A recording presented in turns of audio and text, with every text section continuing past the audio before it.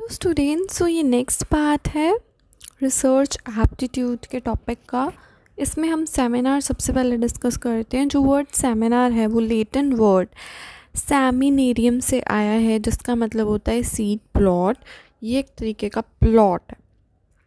It is a formal presentation. Basically ये एक formal presentation होती है एक या एक से ज़्यादा एक्सपर्ट्स के through to a small group of audience. छोटा ग्रुप होता है ऑडियंस का, वहाँ पे एक्सपर्ट्स जो हैं वो सेमिनार देते हैं। पर्टिकुलरली एक प्लॉट होता है, नॉट वो वाला प्लॉट नहीं जो घर वाला प्लॉट होता है।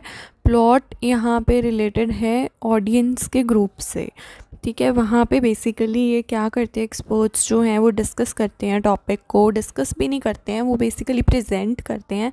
सेमिनार होता है, ठीक है। नेक्स्ट जो है वो है वर्कशॉप। इसमें थोड़ा और भी बताया हुआ है कि it can be conducted on recurring, bar bar on certain basis, days के बेसिस पे हम इसको वापस से कर सकते हैं, और रेगुलर बेसिस पे भी, मंथली बेसिस पे भी, और इवन वीकली बेसिस पे भी हम कर सकते हैं।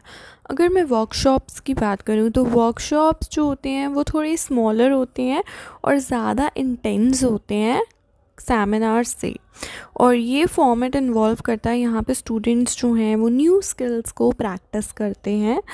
कोलोक्वियम जो है बेसिकली वो यूजुअली एक एकेडमिक मीटिंग होती है जिसमें स्पेशलिस्ट होता है, और स्पेशलिस्ट जो होता है वो डिलीवर करता है address on a topic. Basically वो एक टॉपिक पे डिस्कशन और सेमिनार टाइप वो अपना पूरा टॉपिक के बारे में बताता है बेसिकली, और ऑन रिलेटेड टॉपिक या कोई उस टॉपिक से रिलेटेड टॉपिक होता है उसके बारे में बताता है, और फिर आंसर भी करता है उनके क्वेश्चंस को।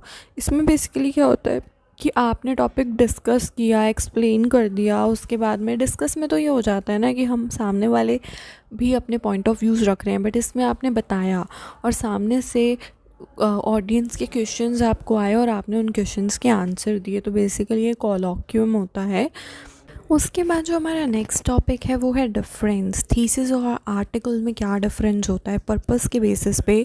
जो थीसिस होती है, जो पर्पस है थीसिस का, वो the purpose is education, educate करना as it shown how much person knows. मतलब इसमें ये चीज़ जानी जाती है कि इंसान कितना जानता है।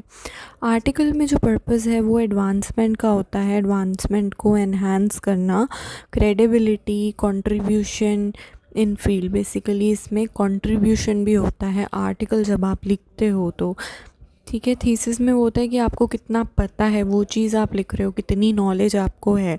ऑडियंस थीसिस में एजुकेशनल कमिटी एंड प्रोफेशनल्स हो सकते हैं, प्रोफेसर्स बेसिकली डिसाइड करते हैं वेदर अ पर्सन इतना वर्दी है ये डिग्री लेने के लिए या नहीं है, उसकी थीसिस को पूरा चेक करके।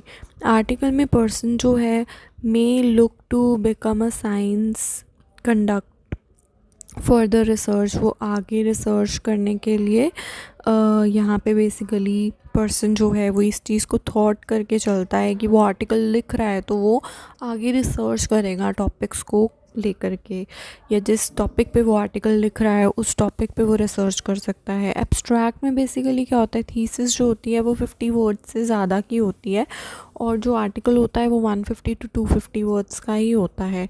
इंट्रोडक्शन की अगर मैं बात करूँ तो इसका ज़्यादा डिटेल्ड होता है थीसिस का, और उसमें वो थोड़ा कंसाइज होता है, छोटा होता है, रिक्वायर्ड इन्फॉर्मेशन ही आर्टिकल में दी जाती है। मटेरियल मेथड की बात करें तो ये एक्सटेंसिव प्रेजेंटेशन होती है, वो कंट्रोल्ड प्रेजेंटेशन होती है। अपेंडिसेस की बात करूँ तो इसमें इंक्लूजन मैंडेटरी होता है, उसमें इंक्लूजन जो है वो ऑप्शनल होता है। तो अगर आपको वीडियो अच्छा लगे तो वीडियो को लाइक कीजिएगा, चैनल को सब्सक्राइब कीजिएगा, बेल नोटिफिकेशन दबाना ना